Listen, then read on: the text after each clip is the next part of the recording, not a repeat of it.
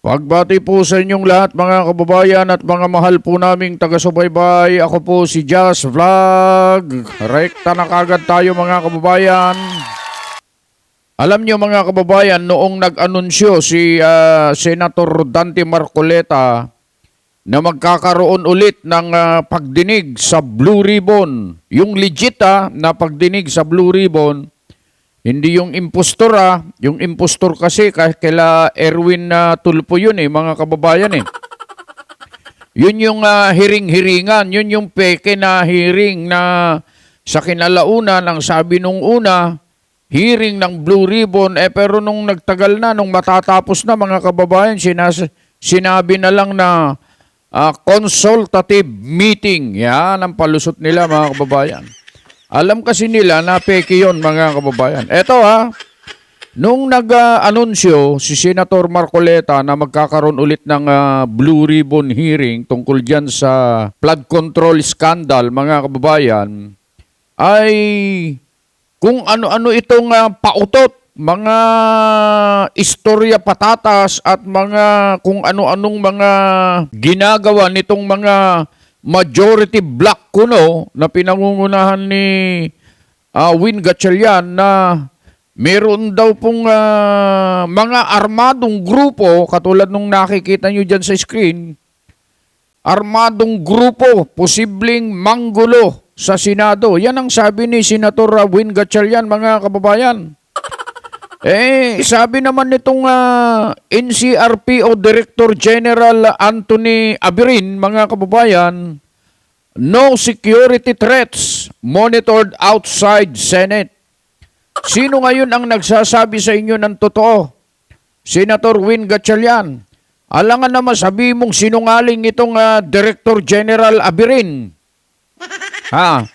Sinungaling ba siya, Senator Win Gatchalian? Ano itong mga pautot nyo na naman para nang sa ganun ay pigilan? Ginagawa kasi nila ito mga kababayan para pigilan ang napipinto ulit na pagdinig sa Blue Ribbon tungkol dyan sa flood control scandal na kinasasangkutan ng kanyang mga kasamahan. Lalong-lalo na po yung mga pinoprotektahan nila na malalaking tao, big fish kung tawagin mga kababayan. Kaya gumagawa sila ng lahat ng uri ng pamamaraan, sabi nga ni Senator Marcoleta, para pigilan yung pagdinig na yan mga kababayan. Eto, ang isa sa mga naisip nilang diskarte mga kababayan para pigilan ng hearing sa Blue Ribbon na pangungunahan ni Senator Marcoleta, meron daw armadong grupo. Ayan ang mga sinasabi. Pero ito pinasinungalingan yan ng NCRPO Director General Abirin mga kababayan yung sinasabi ni Win Gatchalian. Kaya sinungaling ito Si Senator Win Gatchalian, nagpagamit na ito mga kababayan. Dati matino ito pero nang ginamit na ng mga ganid sa kapangyarihan, wala na. Naging tiris-tiris na ito mga kababayan. Alam niyo, tiris-tiris. Naging na to, sunod-sunuran na kung ano sasabihin nila, yun ang kanyang gagawin. Pag hindi niya ginawa, bad shot ka na sa kanila. Ganon ang style niyan, mga kababayan. Para nang sa ganon, mga kababayan, ay malaman natin kung gaano katotoo yung banta ng seguridad sa Senado. Panoorin natin ng sabay-sabay ang video ito, mga kababayan. Apektado umano sa 18 dating Marines ang banta sa seguridad ng Senado base ito sa report ng National Bureau of Investigation o NBI. Kinwestiyon naman ni Senate President Alan Peter Cayetano ang muna'y banta lalo't iilang senador lamang ang nasabihan ukol dito. Mar Gabriel sa balita. Mahigpit na security protocol ang ipinatutupad sa gusali ng Senado sa harap ng umano'y banta sa seguridad. Dahil sa umiiral na work from home arrangement, sarado ang halos lahat ng tanggapan at piling empleyado lang ang pinapapasok. Maging ang mga senador, hinikayat na wag na munang magtungo sa Senado kung wala silang official business. Hindi raw ito lockdown, pero bahagi ng ipinatutupad na heightened security measure. Well, itong intelligence ay we're taking it seriously dahil direct threat yan to the Senate. So sabi ko nga, out of abundance of caution, we need to adjust our security protocols accordingly, no? Dahil priority ko mga empleyado eh. Yun know, mga kababayan, no, priority ko mga empleyado eh. Mga kababayan, itong sinasabing ito ni Senator Win Gatchalian, tingnan nyo kilay niya halos maubos na. Mga kababayan, ayan oh. Nagrasa yun, tikiday na maibusan, nauubos na ang kilay nito sa kakaisip kung ano-ano yung mga dapat niyang sabihin para mapanindigan niya yung kanyang pagiging Senate President pro tempore, mga kababayan. Kaya kung ano-ano na ang sinasabi nito, isipin mo, meron daw intelligence galing sa NBI. Sabi nung NCRPO kanina, walang threat. Sino ngayon ang sinungaling? Anong klaseng panluloko na naman ito na ginagawa ninyo sa mga mamamayan at mga tao? Anong klaseng pambubudol na naman ito? Akala mo naman concern ako sa empleyado. Party ko yung mga nagtatrabaho sa loob ng building at of course the Senate as an institution. Patuloy naman daw ang koordinasyon ng Senate Sergeant at Arms sa iba pang intelligence agency gaya ng NICA, ISAF at Intelligence Unit ng PNP para beripikahin ang banta. To address this, heighten yung ating security, yung ating mga ingress saka egress, we will increase yung security. So far, yun naman ang gagawin natin. Ayon kay Senate President pro tempore Senator Win Gatchalian, ipinaabot ni NBI Director Melvin Matibag ang impormasyon sa mga senador sa kasagsagan ng consultative meeting ng Blue Ribbon Committee noong Lunes. Sabi raw ni Matibag, may armadong grupo na maaaring pumasok at manggulo sa Senado. Isipin nyo mga kababayan, idinikit nila yung banta na yan sa 18 Marines. Mga kababayan, para lang sirain ang kanilang kredibilidad. Kaya pati mga ganyang istorya patatas, mga ganyang mga pautot, mga ganyang mga pakana nila, talagang ang tinatarget nila itong mga witness para masira ang kanilang kredibilidad, mga kababayan. Yan ang malinaw dyan. Base raw sa inisyal na impormasyon, maaaring konektado ito sa 18 dating Marines. Ayan, May mga personalities na na-mention ang NBI. But hindi ko muna sasabihin, no, because we're investigating and validating. Bakit hindi mo sabihin na Senator Win Gatchalian? Yan ang malaking mali mo. Seguridad ng Senado ang pinag-uusapan dito pagkatapos hindi mo sasabihin. Lumilitaw lang, Senator Win Gatchalian, na yung mga sinasabi nyo, gawa-gawa nyo lang, kwento nyo lang, at nagpapalabas lang kayo ng mga bagay na hindi pa nangyayari para nang sa ganun ay mapigilan nyo ang pagdinig sa Blue Ribbon tungkol dyan sa flood control scandal. Seguridad ng Senado, hindi mo sasabihin. Anong klase kang Senate President pro tempore kung ganyan ang style mo? Bulok. So we're cross-referencing it also with other intelligence agencies. Nakadepende naman daw sa security arrangement kung magpapatuloy ang ganitong sitwasyon sa susunod na linggo. Sa harap nito, tiniyak ni Gatchalian na hindi ito makakaapekto sa operasyon at sa pasweldo ng mga empleyado. Sir, ang pinakamalinaw ay itong operational management and operational control ng Senado.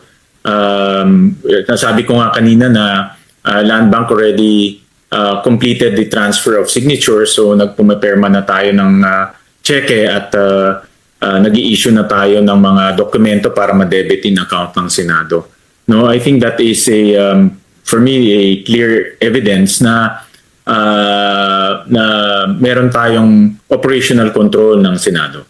Samantala, duda naman si Senate President Alan Peter Cayetano sa kredibilidad ng report ukol sa umano'y banta sa seguridad ng Senado. Sabi niya, kung totoo ito, bakit hindi lahat ng senador at mga empleyado ay nasabihan ukol sa nasabing banta? Tama eh. Ang pinag-uusapan dito, seguridad ng Senado. Pag sinabing Senado, kasama ang lahat ng senador, hindi lang minority, hindi lang majority. Ibig nyo sabihin, pag nilusob ang Senado, ikaw, Senator Win Gatchalian, ang gusto mong maligtas lang sa kapahamakan ay yung mga kasama mo. Hahayaan nyo na lang mamatay yung mga hindi nyo kasama sa block ninyo. Ganun ba ang gusto mong sabihin? Bakit hindi mo ipaalam? Kaya itong ginagawang ito ni Senator Win Gatchalian, palpak ito mga kababayan, yung script nila halatado Gawa-gawa lang po ito, kwento lang ito para nang sa ganon ay ma-lockdown nila ang Senado at hindi magkaroon ng Blue Ribbon hearing sa pangunguna ni Senator Marcoleta. Yan ang totoo dyan mga kababayan. Kinwestiyon din ni Cayetano ang NBI bilang source ng nasabing intelligence report. Sila raw ang parehong partisan NBI na nagtangkang humarang at umaresto kay Senator Ronald Bato de la Rosa sa loob mismo ng Senado at nagudyok ng gulo na nauwi sa Kasi magkakasama yan Baka yan ang pinag-usapan nila noong lumapit itong si Batibag, noong kasalukuyan yung hearing-hearingan nila noong June 8, mga kababayan. Ganito gawin natin papalabas ko, sabi ng NBI siguro, ipapalabas ko na mayroong banta ng seguridad at ito'y may kinalaman ng mga 18 Marinsa. Ikaw naman, Senator Gatchalian, susugan mo naman ito. Segundahan mo. Sasabihin mong ganito, ganyan, ganyan. Parang magbuka kang totoo. Mga ugok. Alam na namin ang likaw ng bituka nyo. Huli na kayo. papaputok ng baril noong nakaraang buwan. Kailan pa raw naging mandato ng NBI na pangunahan ang National Intelligence at Security? Duda rin ang senador sa timing ng paglabas ng umano'y banta kasunod ng isinagawang pagdinig ng Blue Ribbon Committee na humihingi ng kasagutan sa mga individual na pinangalanan. Sabi naman ni Senator Panfilo Lacson, bukod sa banta na ibinahagi ng NBI, may isa pang sitwasyon na dapat paghandaan. Base raw sa sketchy at raw information, umabot na sa batalyon at sa regional level ang frustration ng armed services. Mahigpit daw nilang minomonitor ang development sa Isa pa itong si Senator Ping Lacson. Alam nyo ito, manghuhula ito mga kababayan Magaling gumawa ng kwento ito, madaldal ito sa social media. Pero pagka nagharap sila ni Senator Marcoleta sa plenaryo, tumatakas yan, hindi makapagsalita, ayaw matanong. Pagkatapos dakdak sa social media, pinagugulo lang niya ang sitwasyon kung ano-ano ang sinasabi. Hindi naman totoo lahat ng sinasabi niyan.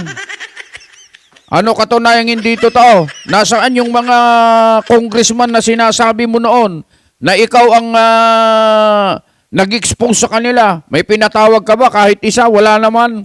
Kaya sinungaling po ito mga kababayan. Patuloy na krisis sa national level dahil sa iba't ibang internal at external factors. Kasama raw sa frustration ng mga ito ang kasalukuyang sitwasyon ng Senado, flood control scandal, inflation, oil prices, at iba pang usapin.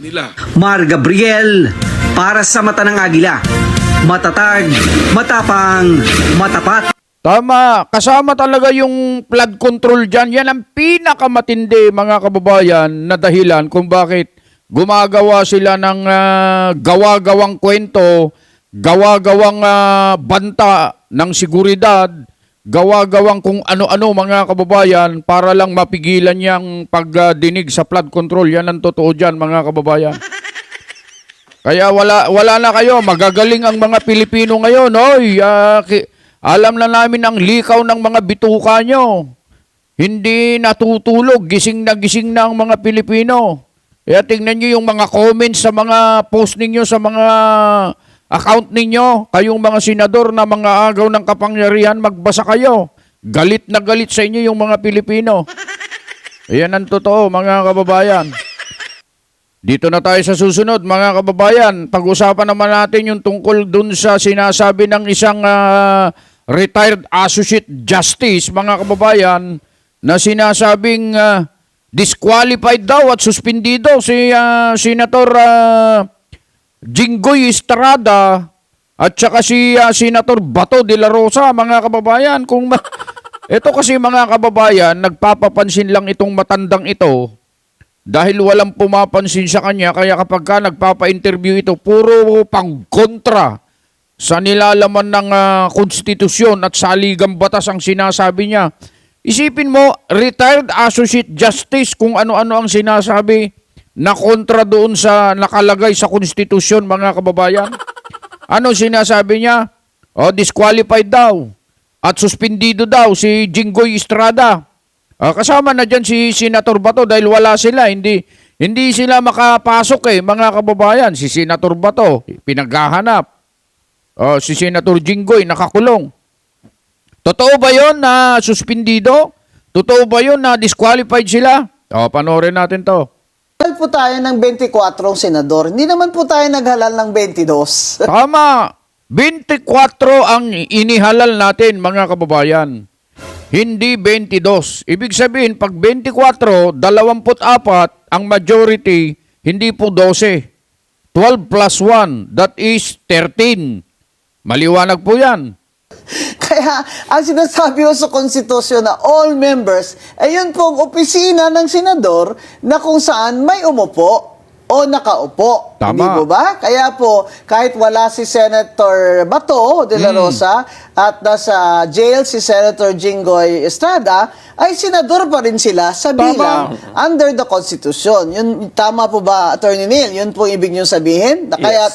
24. Yes, that is correct po. They, despite the circumstances of Senator Bato, Senator Jinggoy, they still remain as senators of the Republic of the Philippines. Bakit may nagsabi naman po na suspended daw si Senator Jinggoy habang Sabihin mo na, Attorney Rowena Guanzon, na si retired Associate Justice Antonio Carpio yan para malaman nila. Hindi mo pa sinabi yung pangalan Oo, siya nagsabi niyan. ang kanyang kasong plunder ay pending. So may provision po kasi under sa plunder law that states yung suspension. But we have to remember, the suspension in that law is more on, in the nature of a preventive suspension. Preventive suspension, hindi yung suspension na hindi ka na makabalik. Yes, plus yung suspension po is different from expulsion as a member of the Senate. Yung Tama. sino po ang pwedeng mag-expulsion? Yung ano lang po, senators themselves, that is a constitutional provision Yes, po. kagaya sa House, in-expel nila si Kiko Barsaga. Yes. Yes, Ganun they have po their yung own rules procedure. Yes. for suspension or expulsion. Yes. So, hindi ba yung automatic operation of law? Di ba? Yes. Yeah, mga kababayan ang pwede lang magtanggal sa kanila bilang senador, yung mga kasama din nila, katulad nung ginawa nila kay sa Congressman Kiko Barsaga, ganon. Magbobotohan sila para tanggalin ang isang senador. Pero itong mga senador naman, hindi nila gagawin ito sa kanilang mga kasama. Pag ginawa nila yan, parang nagtanggal sila ng ibinuto ng mga milyong-milyong mga Pilipino pag ganyan ang gagawin nila. Kaya 24 po yan, mga kababayan. Yung pinaninindiganan nila na 24 o 22, 12 daw ang majority, hindi po totoo yan, mga kababayan. Isang napakalaking panlilinlang, panluloko sa mata ng ating mga kababayan yan, lalong-lalo na sa nilalaman ng konstitusyon at ng saligang batas, mga kababayan. Dapat, kung gusto mo mag-majority kayo, kumuha kayo ng isa. Sabi nga ni Senator Alan Peter Cayetano, ano kaya kung ipahiram na lang natin yung isa? Sabi niya kay Senator Marcoleta. Para maging 13 na sila at maging majority na sila. Sipin nyo, pahihiraman pa kayo ng senador, mga kababayan. So, maliwanag, mga kababayan, 24 na senador tayo, mga kababayan. Wala pang nababawas sa kanila, wala pang namamatay Mababawas lang sila pagka sila'y namatay na, hindi na makapag-function, halimbawa may sakit, hindi na makapag-function sa kanyang tungkulin bilang senador, o kaya siya ay wala dito sa bansang Pilipinas. Yun. Pero hanggat nandito pa, kahit nakakulong yan, senador pa rin yan, mga kababayan dito tayo, para mabilis tayo. Dito na tayo, mga kababayan. Sa huling topic na tayo, alam nyo, mga kababayan, itong mga Gatchalian block ay panay ang pa-interview nila. Na sila daw di umano ay nagtutulong-tulong daw sila, nagmi-meeting po sila, nag-uusap daw sila para makapagbigay daw ng tulong sa mga biktima ng lindol, mga kababayan. Hanggang usap-usap lang ang ginawa nila, mga kababayan. Ganun lang. Pero si Senator Rodante Marcoleta, tinan nyo kung ano ginawa niya. Ha? Panoorin natin to. Naman binisita ni Senador Rodante Marcoleta ang mga pamilyang apektado ng magnitude 7.8 na lindol dano sa barangay Dadyanga sa South General Santos City. Binisita ng senador ang evacuation centers niyan kung saan pansamantalang tumutuloy ang daan-daan natin mga kababayan matapos mawasak ang kanilang mga tahanan dahil sa malakas na pagyanig. Sa kanyang pagdalaw, kinumusta ng senador ang kalagayan ng mga evacuees at nakinig sa kanilang mga hinaing kaugnay sa pagkawala ng kanilang mga bahay, kabuhayan at iba pang pinsalang idinulot ng lindol. At ayon sa otoridad doon, mahigit 500 pamilya ang kasulukuyang nanunuluyan sa evacuation centers sa nasabing barangay. Kaya mga kababayan alam nyo mga kababayan, itong mga nasa Gatchalian Block, mga kababayan, nag-uusap-usap pa lang, nagkukwento-kwentuhan pa lang, pero si Senator Rodante Marcoleta, mga kababayan, umaaksyon na. Hindi kasi ito mahilig ng salita-salita Hindi ito mahilig ng painti-interview katulad ng ginagawa ng Gatchalian Block, mga kababayan. Si Senator Rodante Marcoleta ay isang action man, mga kababayan. Kwentuhan pa kayo dyan Usap-usap pa kayo dyan Eto na ako, nandito na ako, sabi ni Senator Marcoleta. Hinarap niya yung mga tao na biktima ng lindol, mga kababayan, kinausap. Ayan. Siyempre, pinalakas ang kanilang loob. Sa mga ganyang sitwasyon po kasi, mga kababayan, hindi humahangga sa sinasabi mong magbibigay kami ng tulong, hanggang sa salita ka lang. Kailangan ng mga tao, mga kababayan, makita kanila ng personal. Katulad ng ginawa ni Senator Marcoleta. Mayroon na bang nakapunta sa inyo ron? Hanggang kwento-kwentuhan lang naman kayo, hanggang usap-usap lang kayo, hanggang plano-plano lang kayo. Ito, si Senator Marcoleta, nag-uusap pa lang kayo, nagpaplano pa lang kayo, nandoon na siya. Ganito sana kayong lahat para nang sa ganon ay matuwa naman yung mga Pilipino sa inyo. Hindi puro bangayan, hindi puro patutsadahan. Mabuti sana kung ang ipinaglalaban nyo, tama, katulad ni Senator Marcoleta, na tinan nyo, minamahal siya ng mga tao. Tinan nyo yung hiyaw ng mga tao, pagsalubong sa kanya, paglabas sa Senado, ang isinisigaw, Marcoleta.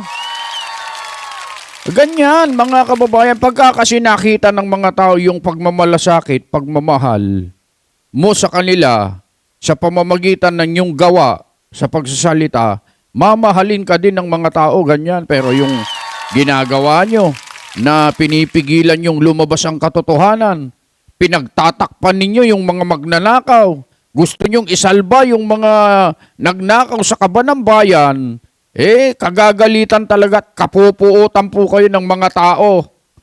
Lalong-lalo na kayo, mga gustong pagtakpan ang katotohanan at ayaw ilantad ang mga mastermind sa napakalaking nakawan sa kabangyaman ng ating bansa.